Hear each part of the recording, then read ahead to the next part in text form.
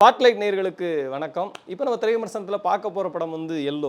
இந்த காலம் இருக்கே காலம், அந்த காலம் தான் ஹீரோ, அந்த காலம் தான் வில்லன், அந்த காலம் தான் துரோகம் செய்யும், அந்த காலம் தான் அதிலிருந்து மீண்டு வர செய்யும், காலம் தான் அந்த உலகத்தில் எல்லாத்துக்குமே ஒரு பதில் சொல்லக்கூடியது காலம் தான். இதுக்கு ஒரு சின்ன சம்பவத்தை சொல்கிறேன். எங்கள் ஊரில் வந்து ஒவ்வொரு வருஷமும் வைகாசி மாத திருவிழா ரொம்ப பிரம்மாண்டமாக நடக்கும் காளியம்மனுக்கு. எங்கள் ஊர் வந்து தென்காசி மாவட்டத்தில் பூலாங்குளம்னு ஒரு கிராமம். அப்போ வந்து அங்கே வந்து நான் சின்ன பையெல்லாம் நடந்த விஷயத்த சொல்கிறேன். அப்போ வந்து கும்பம் எடுத்துகிட்டு ஒரு சாமி வந்து வீடு வீடாக வரும். அந்த சாமியோட பாதத்தில் வந்து தண்ணியை ஊற்றி என்ன சொல்லுவாங்க, எங்கள் கஷ்டமெல்லாம் தீரணுங்கும் போது அவர் ஏதாவது ஒன்று சொல்லிட்டு போவார். அப்போ ஒருத்தர் வந்து கும்பத்தை விடாமல் பிடிச்சிக்கிட்டாரு.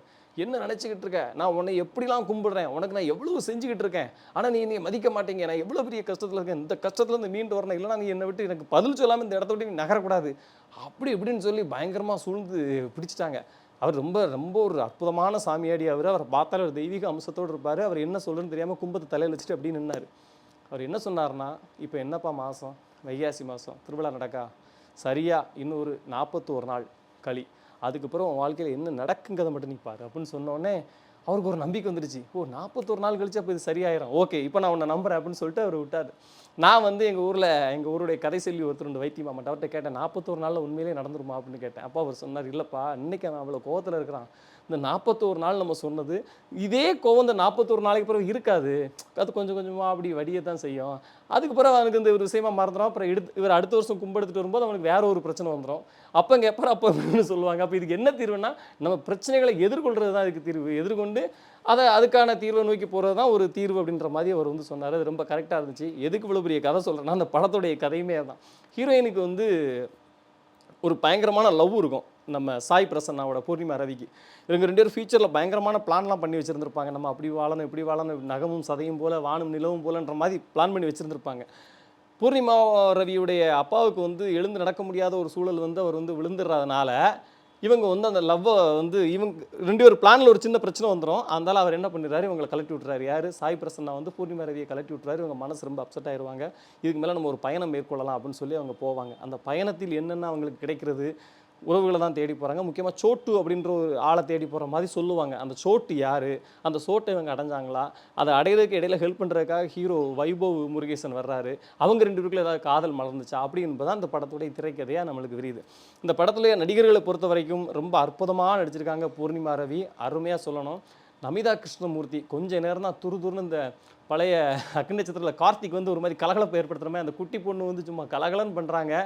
முக்கியமாக ஒரு லிப்லாக் சீனில் ஒன்று சாமி சரணம் அட்டகாசமாக பண்ணியிருக்காங்க. அதுக்கு அடுத்து நம்ம ஹீரோவுடைய நடிப்பில் இயல்பாகவே நல்ல ஒரு நேச்சுரலான நடிப்பை கொடுத்துருந்தார். எந்த இடத்துலையும் ஆலட்டிக்கலை, ஓவர் ஆக்டிங் பண்ணலை. ஏன்னா நிறையா பிலாசபிக்கெலாம் அவர் பேசுகிறார், ஆனால் பந்தா பண்ணவே இல்லை, அது நமக்கு தெரியவே இல்லை. அதெல்லாம் ரொம்ப சூப்பராக இருந்துச்சு. முக்கியமாக கேமராமேனை பெரிய அளவில் பாராட்டணும். அருமையான லொக்கேஷன்ஸில் தேர்ந்தெடுத்திருக்காரு. காம்ப்ரமைஸ் இல்லாமல் இல்லை, எனக்கு இந்த சீன் வேணும், நான் உங்களுக்கு எடுத்து தரேன், நீங்கள் எப்படியாவது அரேஞ்ச் பண்ணுங்க அப்படின்னு சொல்லி ட்ரெயின் ஷாட்லாம் 2-3 கேமரா வச்சு பயங்கரமாக வேலை செஞ்சுருக்காரு. அபி ஆத்விக் அவருடைய உருவத்துக்கும் அந்த படத்துக்கும் அவர் காட்டின விஷுவலுக்கு சம்மந்தமே இல்லாமல் இருந்துச்சு. அவ்வளோ திறமை அந்த மனிதருக்குள் கொட்டி கிடக்கிறது. நிச்சயமாக ஒரு பெரிய ஆளாக வருவார்னு நாங்கள் நம்புகிறோம். அடுத்து ஆனந்த் காசிநாத்தோடைய பின்னணி இசையாக இருக்கட்டும், நம்ம சிப்பி கிரீஷோடைய பாடல்களாக இருக்கட்டும், 2மே படத்துக்கு வந்து நல்ல அளவில் சப்போர்ட் பண்ணியிருக்கு. டெல்லி கணேஷ், வினோதினி, லீலா சாம்சன் அந்த அம்மாவுடைய கேரக்டர் ஒரு இன்ட்ரெஸ்டிங், ஒரு பாட்டி கேரக்டர், அது ஒரு இன்ட்ரெஸ்டிங்காக இருந்துச்சு. இப்படி எல்லாருடைய நடிப்பும் இந்த கதைக்கு வந்து ரொம்ப பொருத்தமாக அமைஞ்சுது. திரைக்கதை மட்டும் இன்னும் கொஞ்சம் வலிமையாக இருந்தால் இது ஒரு மறக்க முடியாத படமாக நமக்கு அமைஞ்சிருக்கும். எல்லாத்துக்கும் ஒரு பெரிய மோட்டிவேட் கொடுக்கக்கூடிய ஒரு படமாக அமைஞ்சிருக்கும். என்னவோ தெரியல, அது வந்து சரியாக அமைக்கப்படலை. ஏன்னா அவங்களுடைய நோக்கம் வந்து நமக்குள்ள ஒரு பெரிய தாக்கத்தை ஏற்படுத்தலை அப்படிங்கிறது, அதே நேரத்தில் தூக்கத்தை ஏற்படுத்தலை, அதை நம்ம கவனிக்கணும். போர் அடிக்கல படம், ஆனால் இன்னும் ஒரு பெரிய தாக்கத்தை ஏற்படுத்தவில்லை அப்படின்றது நிஜம். அதை மட்டும் சரி பண்ணியிருந்தால் அந்த எல்லோ வந்து ஒரு மறக்க முடியாத ஒரு அற்புதமான படமாக வாய்த்திருக்கும். இருந்தாலும் ரொம்ப சோர்வாக இருக்கிறேன், ரொம்ப ஒரு மாதிரி டல்லாக இருக்கிறேன் அப்படின்னா நீங்கள் இந்த படத்தை போய் பார்த்தீங்கன்னா உங்களுக்குள்ள சின்ன மாற்றம் நிகழ்வதற்கான வாய்ப்பு ரொம்பவே இருக்குது. நன்றி, வணக்கம். இந்த வீடியோ உங்களுக்கு பிடிச்சிருந்தா லைக் பண்ணுங்கள், கமெண்ட் பண்ணுங்கள், ஷேர் பண்ணுங்கள், சப்ஸ்கிரைப் பண்ணுங்கள்.